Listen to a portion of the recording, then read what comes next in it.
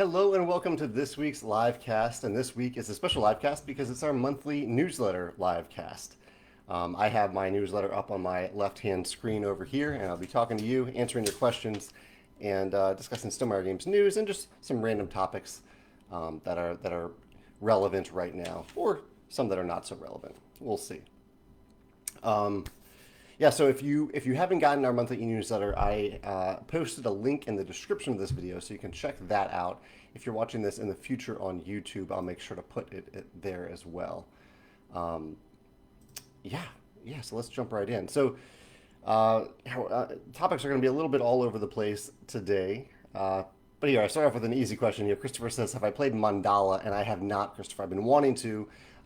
Coworker Joe has it, and he's eager to teach it to me. I'm eager to learn it, but we can't get together yet because of social distancing. Although I think that'll change pretty soon. I think he and his girlfriend have been really good at self-quarantining or self-isolation, as have Megan and I. So I think we'll probably be able to get together pretty soon, and I'll be able to play that. Cody says, did I miss the chocolate of the day? No, I didn't do chocolate of the day. I'll go with my coffee here. I have a little bit of almond milk, chocolate mocha almond milk creamer in my coffee today. So we'll call that the chocolate of the day. Although I also have some delicious Ferris malted milk balls that are really good. So that'll be my post-lunch dessert. Connor is joining us here. Let me give Connor a quick shout out because he has a game on Kickstarter right now called, I believe, City Builder or City Builders. I backed it yesterday, I think is when it went live. So Connor, thanks for popping by during a busy campaign for you. Feel free to post the link to your campaign in the comments here. And Connor says, am I a Stonemaier ambassador? And I am. I'm wearing my Stonemaier ambassador t-shirt today. Let's see. Ilya says, I'll start speaking about sand today. Actually, that's next month that I'll start speaking about our one game release of 2020. That'll be at the beginning of next month that I'll start doing that. Sorry if there was a miscommunication there.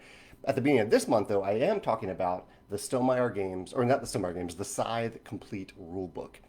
That was kind of the feature of our e-newsletter today. While the rulebook isn't available to sell yet, I wanted to formally announce it, tell the story behind it in detail, and it is in production right now. So I'm looking at my other screen right now where I have details about that. You can see that on our e-newsletter. But the basic idea of the Scythe rulebook, the complete rulebook, is that over the years people have asked me, hey, could you put all the rules for all the different Scythe expansions and modules and the core rulebook together into one book, so I don't have to keep track of all these different books. I don't have to look up one mech ability here and one mech ability here in a different rulebook. And while I've loved that idea, we keep our graphic designer really busy, and it's more than just like pasting together a bunch of stuff. You're compiling, you're repaginating things, you need a good understanding of the rulebook to do this. It takes a lot of time, and so somewhat recently, actually last year, I think it was last fall, two fans of Scythe, husband and wife, Matt and Brittany, reached out to me and said, hey, we're interested in doing this. We would love for there to be a compiled rulebook. And I said, go for it. And I gave them access to the source files. And like some of the other people who've reached out to me to offer to do this, I wasn't really expecting them to get back to me, but they did, and they did a fantastic job, even exceeded my expectations, because not only did they compile the rules into one place, they also compiled frequently asked questions and clarifications on a card-by-card level for like the encounter cards throughout the rulebook. And the result is a 136-page Scythe complete rulebook that has never existed before, even though all the content exists in the different rulebooks and on the internet out there. So this rulebook is in production right now. We are making it in spiral-bound form for the first print run because I think spiral-bound, based on the polls that I did on Facebook, on the Scythe Facebook group, and my personal opinion, I think spiral-bound is just more useful as a rulebook because you can leave it open to a certain page. However, we are open to doing a hardcover version in the future. And so in the e-newsletter, I posted to a link to a poll on our website where people can respond and let us know which version they're most interested in. So that if we do have more interest than I've initially planned for, because we have started the first print run, I can immediately start to make more of the spiral bound version or go ahead and make a print run of the hardcover version. So I'm very curious to see what the results of that poll are. That's linked again in the newsletter. So that's the main feature, Ilya. To answer your question about a new game, that is not our new game, but it is a new product that is upcoming that will hopefully be ready at the same time as the new game. So anyone pre-ordering the new game, which is not Scythe related, can also order the complete rulebook. Carol says, am I still tweaking Rolling Realms, or was I satisfied with version 10? Carol, I actually think I am pretty satisfied with version 10. I'm really happy with how it turned out. I certainly think that the rules need more clarification. They need to be more robust than fitting onto a single page.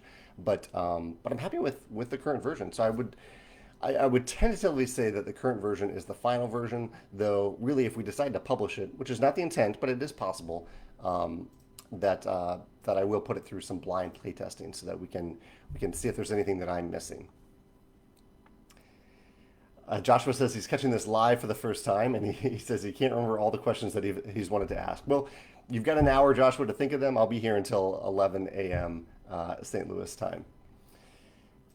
Jeremy is joining us. Jeremy says that he just became a Stonemaier champion this morning. That's awesome. Thank you, Jeremy, for doing that. Our Stonemaier champions are people who pay a little bit of money every year, $15, to support the content that I create, the blogs, the YouTube videos about game design. And as a little added perk, they get a discount on everything they purchase from Stonemaier Games. They get essentially free shipping in the U.S., and they get discounted shipping if they don't live in the U.S. So thank you for doing that, Jeremy. And Jeremy has some questions here. He says, taking profit for the designer out of the equation, would you be more likely to recommend Kickstarter or going through a publisher for a first game designer? I actually think it doesn't have anything to do, well, you said take profit out, so that's good. It's not about profit, not really so much. It's more about, do you want to just be a game designer, or do you want to be a business owner and a publisher? Because if you go through Kickstarter, you are a publisher. You are running a business, and there's a lot that goes into that. A very small part of that is game design. I spend about 5% of my time on game design, if that. There are weeks where it goes a little bit higher, but most weeks it's lower than that, less than that. And so that's the key decision point there. Do you want to just be a game designer, or do you want to be a publisher? Jeremy's second question is, any words of comfort for a designer who is cautious to go through a publisher because they are concerned the game will be changed too drastically? I can understand that. I mean, I'm sure you feel passionate about your game, and you want it to end up in the best form possible. But I think in that way, you've got to target publishers that you really trust and that you believe in, and maybe even go to some designers that have worked with those publishers and say, hey, are you happy with how the relationship worked out with that publisher? Do you like the changes they made? Did they make changes? How many changes? What did they do? Because oftentimes I think a publisher is acting in the best interest of the designer and of the people who be playing the game. And so the changes they make are typically in the best interest of everyone involved, or at least that is their intent. And so I think you can maybe dig a little deeper into the specific publishers you are targeting for your game to find out if they're a good fit at all. And then you've just got to trust the process and be an active part of that process. And last, Jeremy asked, how do I choose the games that you back on Kickstarter? Yeah, that's a big question. I do have an older blog post where I talked about like the 10 reasons that will compel me to back a Kickstarter. At this point, I would say some of the biggest things that I look at are I look for something unique, something innovative. I look for something that is a backer forward or backer facing in terms of price, in terms of the effort that they put into it, based on the art, the graphic design, things where the creator is clearly looking after the backers and the customer in terms of how they're creating it. Sometimes it's just because I believe in the publisher and the designer.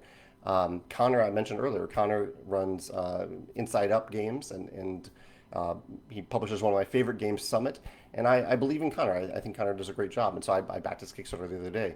The game looks cool too, but I didn't spend a lot of time looking at the game. I just knew that Connor was the publisher, and the game looked fine and reasonably priced. There are times where I really want to support the designer, but the game is maybe priced way higher than I think it should be, and in those cases I might back at a much lower level just to show my support, but not necessarily to get the game. Those are some things. I know there are a lot of different factors that go through my head and go through anyone's head when they back a Kickstarter project as well. Let me step. I know I have a bunch of questions here. Let me step away from that for a second and see if there's some topics to cover.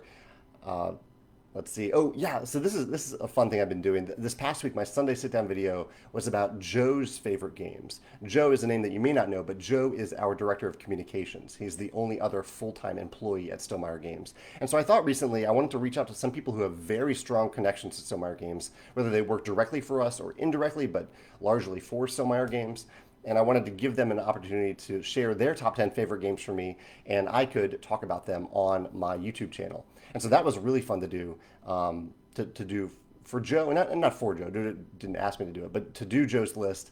It was fun to talk about his games, and I think it's fun to share with people that this is someone who has a big impact on Stonemaier games, and these are the games they love. And this next week, I'll be doing my co-founder, Alan, his top 10 list. And then we have a few other surprises coming in the weeks following that. So if you enjoy those style of top 10 lists and you're curious about the people who have an impact on Stonemaier games, that might be something to check out on our YouTube channel. I'll jump back and forth between questions and topics. As usual, if you're joining us for the first time, I have a sticky note of the topics that I want to cover stuck to my monitor here. Actually, I do want to cover, let's see if there's anything else in the e-newsletter, because the big thing was the Scythe Complete Rulebook that I shared for the first time on the e-newsletter. I do talk a little bit about our fulfillment centers, which are still running responsibly at partial capacity due to social distancing, but they are doing a good job at kind of ramping up, preparing for new phases where they can increase capacity a little bit. So you should see fulfillment speed increase if you are looking to order anything from our web store. I mentioned the Pie in the Sky expansion. We still have limited quantities of that, and I mentioned that next month is the month where I will start talking about our new game, our only new game release of 2020. And I mentioned in the newsletter, I might drop some hints about that on Instagram leading up to the release. I need to remember to do that. Instagram hints. I'll leave a little note for myself here. Instagram hints. George says, have I played The King's Dilemma? He says it's really good. And I am fascinated by The King's Dilemma. I have not played it, but I do want to. When I went to order it, it was out of stock, and so I need to find a time when it's back in stock to order it and play it. Brian says, can I talk about my statement regarding Blackout Day? I knew it as Blackout Tuesday. But yeah, Brian, I'll talk in brief about that. Yesterday, I learned after I posted my normal Instagram photo yesterday morning. I learned that yesterday was Blackout Tuesday, and I stand absolutely in support of equality and against racial injustice and injustices of any kind, but particularly right now in this moment, racial injustice against African Americans and Black people around the world, particularly in the U.S. right now, though. And so I wanted to show my support yesterday for that. So on Instagram, and on my personal blog, I posted kind of a blackout message saying that the message basically said, I see you, I'm listening, I stand with you. And it had the hashtags for Blackout Tuesday and Black Lives Matter. But I did hear that I shouldn't put those hashtags in the post itself because organizers for peaceful protests are using those hashtags to organize those protests. So it was just in the image itself. So that was my thinking behind that post, Brian. Carlos says he rewatched most of my Sunday sit-down videos from the last 2 years, trying to gather as much information I could about the game you'll reveal next month, and I'm very excited about it. Carlos says, what are you most proud of with the game, and what was the most difficult part to get right? Well, for the game, that's a great question, Carlos, and I appreciate you asking it vaguely. But next month is the month I'm going to talk about the game. And I should say, I am not the designer of this game. That might be new information. But I am not the designer of this game. So I am proud of things from a developer and a publisher perspective that are a little bit different than the things that I'm proud of when I am the designer of the game. But I'm excited to talk about that next month. And I do appreciate your curiosity.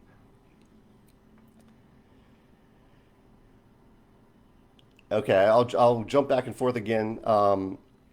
Nothing else in the e-newsletter. I mean, there's the standard stuff that I put in the e-newsletter that you can check out over here. I do want to mention Wingspan. Most people often want to know, when is the Wingspan expansion going to be ready? We are in the typesetting stage right now. So my graphic designer is typesetting it, and we are proofreading it.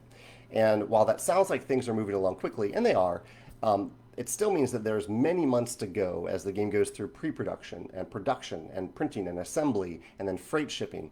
And so it's going to be tight. I'm hoping to have the pre-order and the initial shipment in 2020, but it's going to be pretty tight. I can't guarantee it. I'm hoping to make it, but that's the current update I have about it right now. Recent plays of games that I've played are we had some fun over the last couple weekends playing Orleans Invasion, which I've played with more than 2 players. This is the cooperative version specifically of Orleans. I played with more than 2 players. I've never won. Megan and I got defeated several times and then came so close to winning. We were one little military dude away from winning, one soldier away from winning, but we couldn't get him onto the wall, and so we lost our last game. We decided to put it away for a little while and come back to it because I do have some games that I'm really excited to play. I have High Rise and Packaging. I want to play that. I have The Search for Planet X that I really want to play, and I have Tang Garden, which was graciously sent to me by Gonzalo, and I'm really eager to play that as well. So one of those will be our weekend game this weekend. Also, what else did I play? Played Sagrada. We played Seasons. We've been playing Seasons on Board Game Arena. Works great on Board Game Arena. And Parks. We had a great 2-player session of Parks the other day that I really enjoyed. Let's see. Froylan says, I was planning to buy a Charterstone first printing, and I heard the new ones had an FAQ included.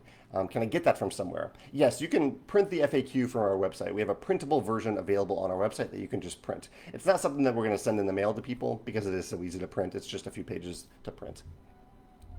Connor says, what's my favorite thing about isolation and quarantine? Favorite thing? Well, I appreciate you putting a silver lining on it, Connor. What is my favorite thing? I mean, Megan and I are both very fortunate. We both work from home. Our respective businesses are doing fine, so we don't have a bunch of concerns. So it hasn't been a terrible time for us personally, despite how terrible it has been for a lot of people. I'll say it's been nice to spend some extra quality time with Megan. We get a lot of that because we do live and work together, but I think I will, once we get back to our normal social lives, I will look back on this time with gratitude that I had some extra time to spend with her. Yeah.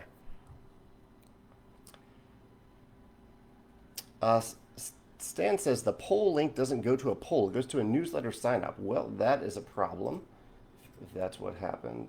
Oh, no, it goes to the right place. Stan, go to, it's just on the link works. It goes to a page on our website for a poll, but it's the page of our website for the Scythe Complete Rulebook. At least that's what I'm saying on my link. Brian says he really likes my piece about internal impartiality from earlier this week. Yeah, this was something else that I said in relation to specifically the what happened with the officer who killed a handcuffed, unarmed black man a few weeks ago, George Floyd, and how I think internal partiality, when you give special treatment to people within your organization, even when they do something ethically ethically wrong, immoral, or illegal, can be really devastating, really terrible, or is really devastating, really terrible. And so I wrote a blog entry on the Stonemaier Games blog about how I think organizations and people in the world could be better if we didn't give special treatment, if we held each other to a higher standard within our own organizations, like the police, like the military, like government, like corporations, like churches,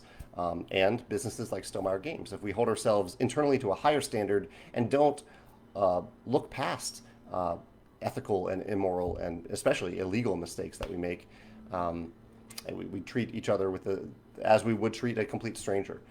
I think things would be better if we did that. It's one very small piece of the puzzle, as I say in the blog post, but it was a piece that I wanted to mention to my fellow entrepreneurs and creators and people who run businesses. Gerald says, Rado and Tom Vassell were discussing paper, card, and token money. They both would love quality paper money. Rado wishes you would make universal paper money for everyone made of the same material as our rule books. Oh, that's cool. Thank you for letting me know. I didn't know that. I'm glad he likes that material that we use in our rule books. It is just a special texture that we use in the rule books. I don't know if I love paper money as much as they do, though. I love metal coins, and I love coins in games as much as I dislike coins in real life. But that was neat that we got a little shout out there, and I appreciate you mentioning that to me, Gerald. George says, hello from St. Augustine, is looking forward to the Tapestry expansion. Yeah, we definitely have, unlike the Wingspan expansion, which is the exact timing of which is a little uncertain, the Tapestry expansion is definitely on schedule for release in 2020. So I'm looking forward to talking about that in a few months. David said, I've got a whining cat over here. One second. Let me give him some food. I should start to. Okay, whenever Walter wants food when I'm on camera, I'm going to show him on camera for a minute. Okay. Say hi, Walter. Hi. Hi. Now he gets food. There you go. Okay, where was I? David said you had previously said that your goal is to publish, I think you meant publish, one of your games and one from another designer each year. Is that no longer the case for 2020? Is that because of COVID delays, because of doing two expansions instead? It's not because of COVID delays. We haven't had any delays other than a little bit from Pie in the Sky due to COVID. It's not due to the two expansions. It's simply because I we don't have another game for this year. While it is my goal, it's my intent to do that. The schedule for our games depends heavily on the games being ready to be published, and so we did actually have another game that I wasn't the designer of. So we were aiming for two games not designed by me in 2020, because I don't have a game. I don't personally have a game that's ready for it, but the game just wasn't ready. We went through. It got to a place where we would normally say we're ready to print this, and the game was just kind of okay. And so we decided to kind of go back to the drawing board on it and work harder on it, because I don't want to publish a game that's just okay. And I know that's highly subjective. I know I'm sure some of you watching this video right now think, oh, I can name a Stonemaier games that I think is just okay. But I hope you can also look at the game and say, I get what they were going for here. I see that they were trying to be innovative and different and put something unique and special in the market, because that is always our goal. And if I can't do that with a game, if the game's just going to be okay, if it's not going to stand out, then I want to wait until it's ready or not publish it. So that's where we are. We just didn't have a game that met those standards for 2020. It is possible that will mean that we might someday have 3 releases in a single year, maybe one really early in the year, one midway through, one late in the year. I don't know, but we'll see what 2021 brings. Robert says he missed the first 5 minutes last week, and then later asked 2 questions that you had already answered that I missed. Thanks for not sounding annoyed when answering the same questions 5 times. No, worries, Robert. I understand that people tune in at different times, and there's a lot of comments to scroll through, and it's fun to watch live rather than watching like on a 10-minute delay. So no worries. Feel free to repeat any question that you want. Yoa says, and if I do miss any questions, feel free to repeat them. It is not my intention to miss any questions here. Yoa says, greetings from Portugal. When you release the Tapestry expansion, will it have the civilization corrections you made previously? And the answer is in a similar format to what we're already providing. So we're not going to edit the civ mats themselves, because it's kind of it's a living game in that way. It's possible that depending on future balances, future things that we add to the games, that we will need to add slight tweaks to the starting benefits that a civilization gets. And so we're going to keep that simple. We're going to keep it a 1-page printable document, and in expansions, like in the Tapestry expansion, it'll be on the back page of the rulebook, so you can clearly see what those things are without having to print them.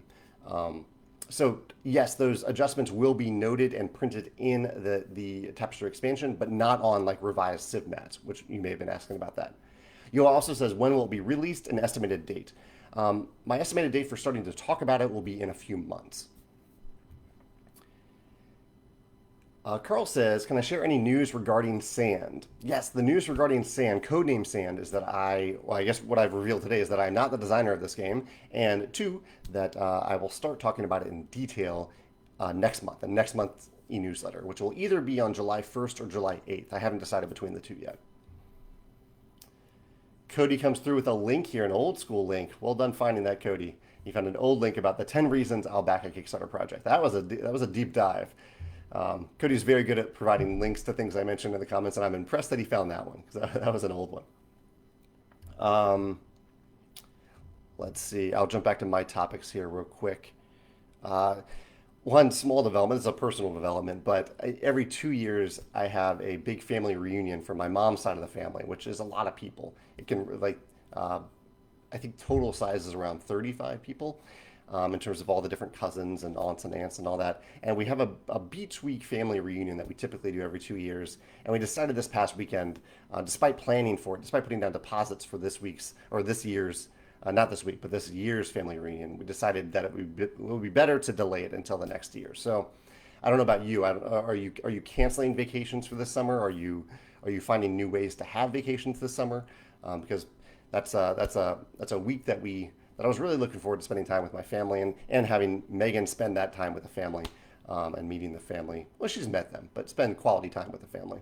And we had to scratch it. So that's unfortunate, but hopefully we'll find some other ways to make up for that. Sigurd says Tom Vassell and Dice Tower just had a video about old board games they wanted remade with modern designs and rules fixes, which is something that Restoration Games does really well. Sigurd says, are there any old games you dream about remaking? There's actually one that came up that I think Restoration Games is doing. But as a kid, and sometimes I forget about this game, but as a kid, I loved this game called Key to the Kingdom. I played a ton of this game. It was a beautiful production, at least in my 10-year-old's perspective. And that's one that maybe I would have considered remaking, but I think Restoration is doing it, and that is their specialty. So I'm happy for them to do that with older games. I think they do that really well. So I think I'll stick with being inspired by older games and newer games, but not restoring them. James says, how do you and your group choose which games to play on game nights? When someone suggests a game that you don't really like, how often would you play it for the sake of the other person? Yeah, that's a good question. And we'll encounter that tonight because I am hosting a virtual game night tonight on Board Game Arena and possibly Tabletopia, but probably just Board Game Arena. So typically, my group is fairly indecisive. Usually, people will bring, like when I was able to host game night, people would bring games, and clearly they were excited about that game. So I would make sure that all those games were visible, players could see them, and if someone was really adamant, really strongly wanted to play a game, we would just make it happen because that helps with the indecisiveness. But sometimes we're a little bit more indecisive. A lot of flexible people in the gaming group, and so I might help that process by saying, okay, we've got these 3 games. Does anyone want to play these? And it's even more helpful when we have, like, say we have 4 people. Like tonight, we'll probably have between 4 and 8 people. We'll do 1 game or 2 games at a time. And once we narrow it down to those groups, or we might do it by game. It really, I mean, there's a lot of different ways that this has happened. But one thing I'm trying to get to that I often say is, okay, here are 3 games. Does anyone want to veto one of these? And that way, kind of like what you said, whether it's me or someone else, if they really don't like one of the games, they aren't going to get stuck with it. And they can leave the games that they'd at least be fine with playing. So I often ask that veto question. Does anyone want to veto one of these options? Demetrius says, how can I become a playtester for Stonemaier Games? The first step to do that is to sign up as a Stonemaier ambassador. It's on our website. There's a page on our website for Stonemaier ambassadors. And once you do that, every year or so I send out a very specific kind of a test to see if certain ambassadors who aren't already playtesters would make good playtesters. So the first step of the process is to sign up as an ambassador. Joe asked a question that I actually just referred to. He says, am I still playing on Board Game Arena? And I am, yeah. He says, which games are you enjoying the most? Have I tried any other sites? I haven't tried any other sites because I'm so happy with Board Game Arena so far, and there are a lot of games that I haven't played yet. The ones that I've enjoyed the most so far in terms of longer games are Terra Mystica, Russian Railroads, and Seasons. I've actually really been enjoying Seasons. A game that I gave away when I had the tabletop version, as beautiful as it was, because I couldn't play with more than 2 players. It just took too long, too many triggers to remember. But Board Game Arena remembers all those triggers for you. And in terms of shorter games, Seven Wonders plays super fast on Board Game Arena, which is awesome. And Can't Stop, I've had a lot of fun with as well. And as Sushi Go actually has really good implementation. What would you recommend, Joe, or anyone else who plays on Board Game Arena? Are there any games there that you think play really well on that platform? I have a little note, just kind of from a business perspective. Over the last few months, I didn't want to burden our fulfillment center, so I haven't been sending out monthly review copies like I often do. But I broke that a few days ago and invited reviewers who have reviewed in a timely manner in the last year for us. To choose a game or a couple games that they wanted from us. And so we sent out a bunch of review copies over the last week. And so you should see some of those reviews pop up right away. Some will take a month or 2. But that's a huge part of our marketing process, to have reviewers talk about our games in unbiased ways so that people can decide if they are a good fit for them or not. So that's something that I've been focusing on from a business perspective right now. From a game design perspective, I'm working on stuff that I'm not ready to talk about yet, but I'm bouncing around between two games and trying to fit in time for a third game design that I'm excited about, but haven't. I found that it's tough to bounce around between three games, whereas two is a really nice sweet spot. So right now I'm focusing on a very specific game that I'm elated to be working on. I'm really excited about it, and I'll hopefully talk more about it in 2021. I think that might be the best case scenario for this game. Justin from Room 51 is dropping by. Justin says, "Thank you for the reply yesterday." Oh, just has a really nice post, a really nice comment about Room 51. Yeah, I love what you're doing at Room 51, and I think Justin and Melissa are going to have a live stream of them playing games. What's the date, Justin? Remind us of the date, and feel free to post a link to that Twitch stream in the comments here. I contributed a little video about cartographers to it. Dusty from the mill is dropping by. I'm 17 minutes behind on comments right now, but he's dropping by to say hi. Ian is here. Ian O'Toole, famous illustrator of board games. He says he saw Joe's top 10, and he says, "I need to try The King is Dead, the reworking of The King of Siam." I definitely do. Yeah, a few people mentioned that in the comments, and so I definitely need to try that. I'm curious what Joe thinks about that. If he thinks one is different than the other or better than the other. I know they're different, but better than the other. I don't know if Joe has played both of them. Josh says that he remembers seeing a blog about it at some point, but what is your perspective of limited run products that will only be available once? What about new people into a community finding the product that they can no longer get? And yeah, that's actually the question that I asked Josh. Having a limited print run where you're saying up front, we're never going to make this again, seems like you're just really playing into the fear of missing out.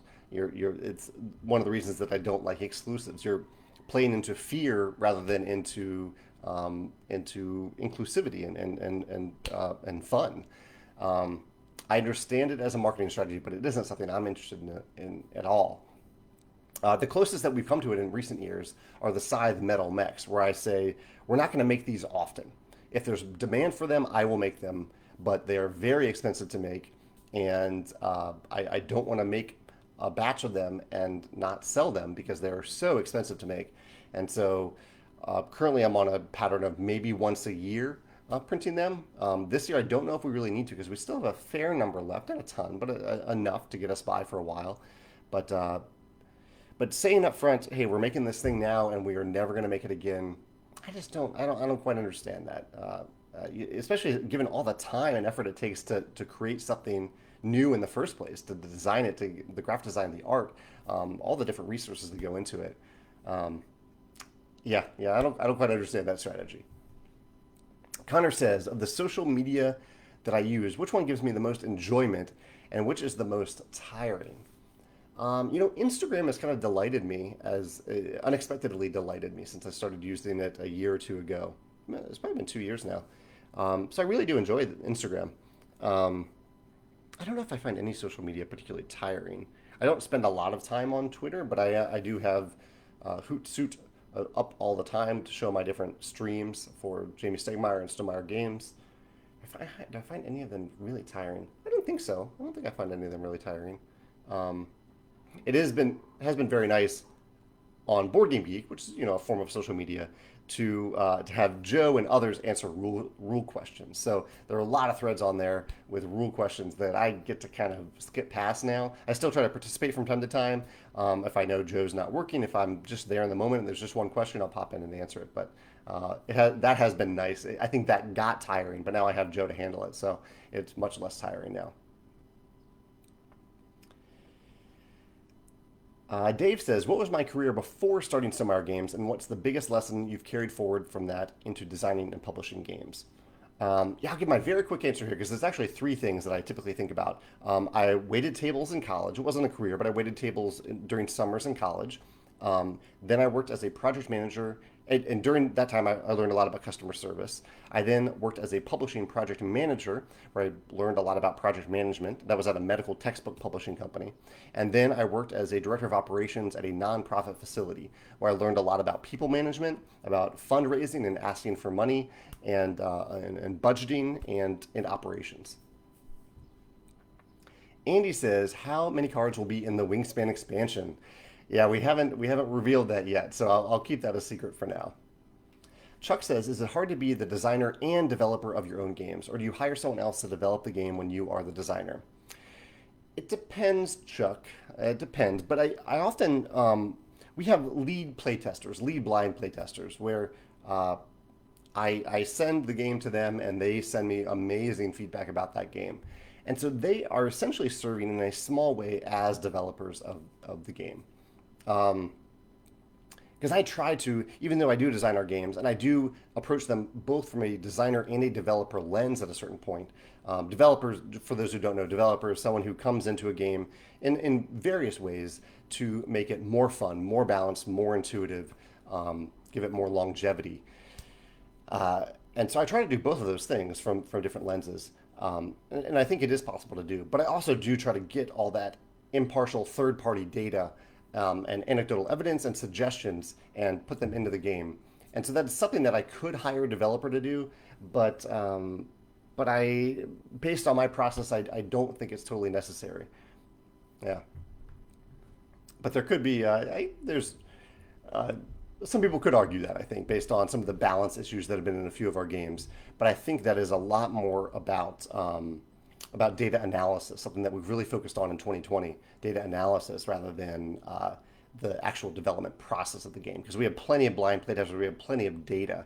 Um, and I think I look at through it from a pretty good lens, but the data analysis needed some improvement, and we do have someone working on that now. Cody says, does Stonemaier Games send games to reviewers to review? Which reviewers do you enjoy most and why? Yeah, I'm behind on comment questions here, but yes, we do. Yeah, I try to send them on a regular basis to reviewers. It's a huge part of our marketing process and a huge part of how I want to help people decide if one of our games is a good fit for them or one of our expansions or products is a good fit for them. I love a lot of reviewers. So I don't necessarily want to highlight one over the other here, but we have like 200 reviewers on our list.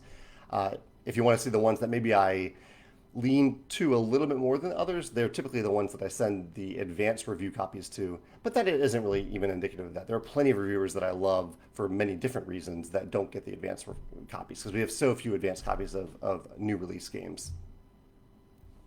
Adrian says, you have been applauded for the way that you approach marketing for my games. Was there a book or source that you used to inspire your approach? You know, a lot of it was trial and error and observing other publishers that I admire. Um, yeah, that's a big part of it. That's honestly the biggest part. And yeah, I don't know if there's a specific source. I do love like the leadership lessons of Simon Sinek. There's a book by Caldini, I think, called Influence that I really like. Dan Pink has some great TED Talks, some great books about how people think and how to motivate people, things like that. So I'm sure those have had some soft influences, but not specifically about marketing. Maybe Influence is the closest that I would say. There's a book called Influence has come the closest to answering that. Rafal says, yesterday he played Viticulture in Tuscany with his son, and he really enjoyed it with Tuscany. He also says that he has Scythe, The Rise of Fenris, and are planning to play it tonight. He says, I'm so looking forward to playing it. That's awesome, Rafal. He says, any tips before we play the campaign? Um, I don't know. I don't know if I have any tips that aren't already noted in the first few pages of the rulebook that I would say. Yeah, I think it's all there. I hope you have a lot of fun with it. I guess okay. There's one thing I would say, which is remember that the most important thing, the most important win, is the final game. The winner of the final game is the one who will win the campaign. Um, if winning is really important to you in this campaign, you could lose all 6 games of the campaign, and probably you would have difficulty winning the final game because those wins do contribute to how you are advancing in the campaign. But don't get disheartened, either you or your son, if you don't succeed early on, because you have the chance to come back, and it all comes down to that final climactic uh, episode in the end, episode 7.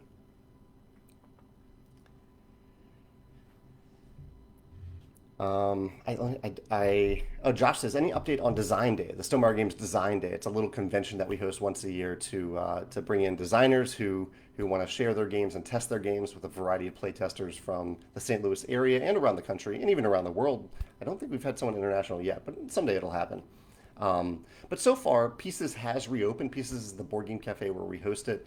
And if it is safe in September to bring a bunch of people together, we will absolutely do it. And so it currently is still on, and we will be evaluating it on an ongoing basis throughout the summer to see if it is safe to gather in a big group space like that. Because there will be over 100 people packed into a big room, but it's still a room. Christy says, have I considered making a kids version of Wingspan? I haven't, Christy, but I have heard plenty of things about parents having fun playing Wingspan with their kids. I think probably the reading is maybe the biggest challenge for younger kids, but I don't think Wingspan would become even close to being Wingspan without the text that makes each card unique, without having a ton of iconology, which would be just as hard for maybe a young child to remember. So currently we don't have any plans to do that, but we hope that parents can find ways to invite their kids into Wingspan. AJ says, just a nice comment from Gerald too. Feel free to scroll through the comments here on Facebook. I think they'll stay up there forever if you want to check them out. Adrian says he has a question about Panda Game Manufacturing, the company that we use to manufacture our games. He says they had a live stream about game components, and they mentioned the Wingspan wooden dice specifically as being a unique component due to it being made out of wood and balancing the odds. Can I discuss my approach to working with Panda and the types of components for my games? Yeah, what he's referring to is that Panda typically does not make wooden dice because wooden dice are really tough to balance, have perfect balance, whereas they can have a much tighter calibration on plastic or resin dice. But they were willing to do that for Wingspan because it's a collective dice pool, and I think they did a good job with the balance. I don't think there are balance issues with the dice in the Wingspan. Can I discuss my approach to working with Panda for the types of... Well, so that's a big question. A short answer to it is that I work very closely with a project manager at Panda named Shannon. And if I have an idea for components, I'll just throw it at him and I'll say, can we make this? How much does it cost? What are the challenges in making this thing? And Shannon often comes back to me and with that information, he also might come back and say, hey, here's the stuff that we make or that we can make that you don't even know about yet. And now I'm telling you. That's how we actually discovered that paper that we use in our rule books now, that special texture, because Shannon says, hey, you probably never thought about this, but you don't have to stick with a standard paper texture. There's a ton of paper varieties that you can choose from. And he sent me this little book of samples that I chose from. So I like those conversations that Shannon, whether it's brought up by me or Shannon, where we say, hey, we've always done it this way, but we don't have to. There's other options here, and exploring those options. Scott says that Scythe is his favorite game. That's awesome, Scott. He says, what is your favorite faction player mat combo? Ooh, I don't know if I have a favorite combo per se. I know there are some that are slightly more powerful than others, and I'm fine with that. I enjoy more challenging combos, I guess, when you're looking at those statistics. Because when I play Scythe, I like to do something I haven't done before in the game, and I played a lot of Scythe. So I typically aim for factions that maybe I haven't won with. I don't think I've won with Saxony. I don't think I've won with Albion. I think those are maybe the two. So I like to aim for those factions, and I love it when they get maybe a slightly awkward player map pair because it gives me a fun puzzle to figure out.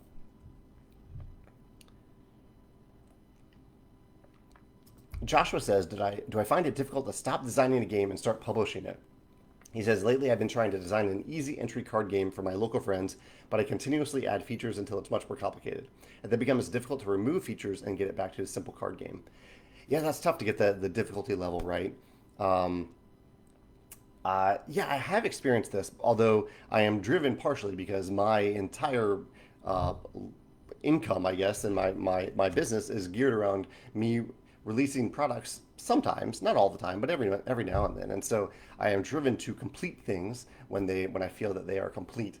But it is tempting to keep on fidgeting and adding stuff. And I think my approach to that is if I ever like am 100% happy with a product, but I also have another idea, I might save that idea for an expansion. Set it aside for a while, don't think too much about it, but come back to it for an expansion. So that could be something to think about. If you've had a playtest with your game where you're like, oh wow, this is just awesome, I love the way it works right now, but I also have this other idea, that's totally fine. Write it down, set it aside, come back to it later, and move forward with the game as it is, if you consider it complete and fun and balanced and intuitive, all that stuff.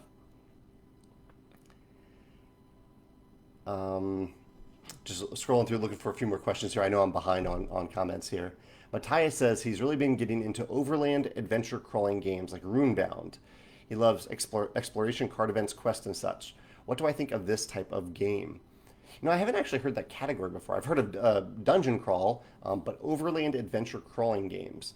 The one that comes to mind when you say that is Seventh Continent. And I don't know if I have a ton of exposure to other games in that category, but I do enjoy Seventh Continent quite a bit.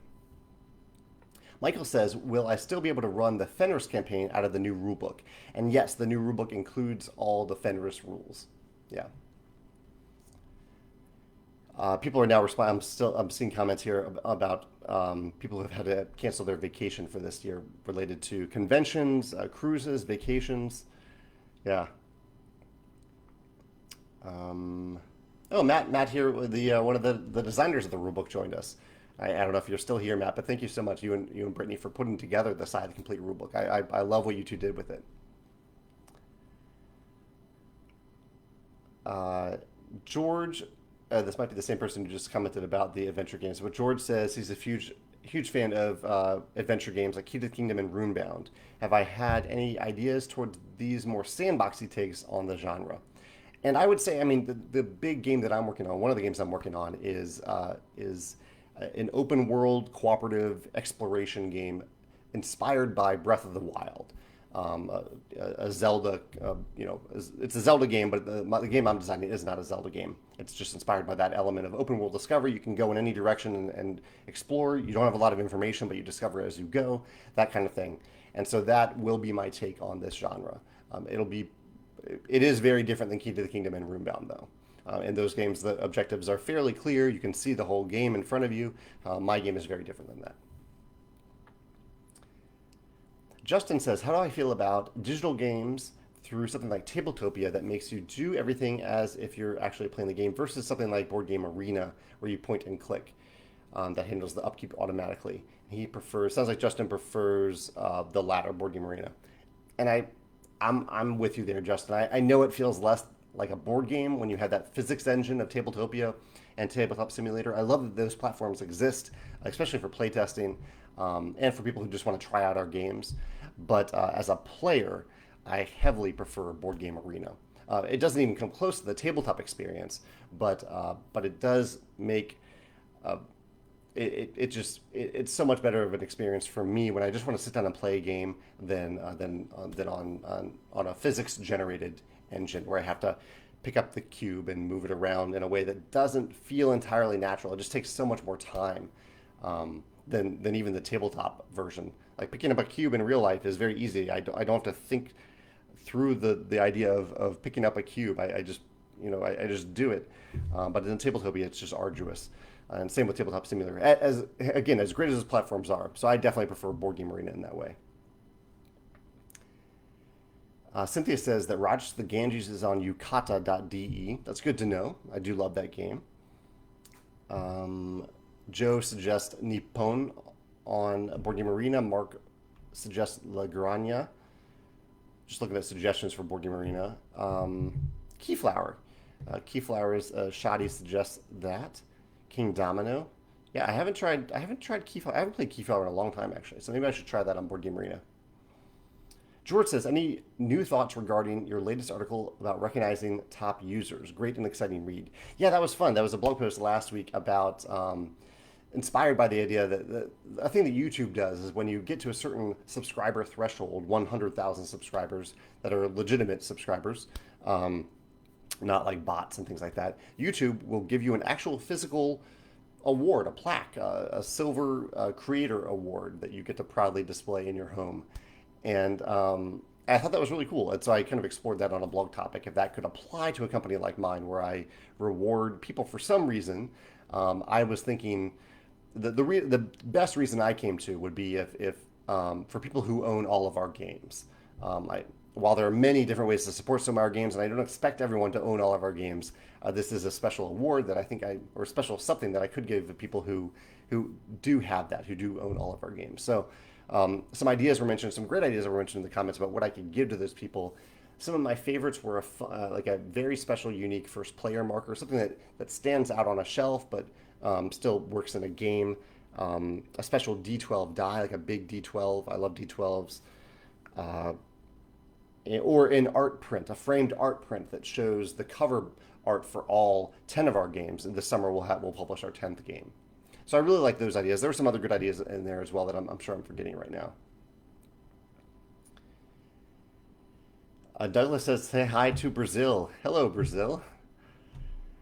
Nick says he's gotten very into Scythe digital during quarantine. He says, would you talk a little bit about how I design the player boards? He says, I find the pairings of top and bottom row actions, the number of coins gained, the resource costs, upgradable spots, all very interesting. And yeah, it was fun to design. I mean, I basically wanted a pretty wide variety of different pairings so that you would get a little different experience every time you played. I wanted the top row to stay the same. Oh no, the bottom row was the same order. And the top row is the one that shifts around and jumps around. So I was going for variety. I also wanted different amounts of coins on the bottom, and a different cost on the bottom. I don't know. I basically just tinkered with it, like you said. Use the word tinker. I tinkered with a lot of different elements and tested them a lot because certain things that looked balanced on paper were not balanced when we actually play tested it. And some of those imbalances are still being discovered today when people say, okay, with this specific player mat in this specific situation with this specific faction, it's just a little overpowered. We didn't even catch that in the many playtests, blind playtests that we did of the game. So a lot of it was kind of tinkering and then playtesting, and blind playtesting, not just me playtesting, but getting a lot of different people around the world to playtest Scythe.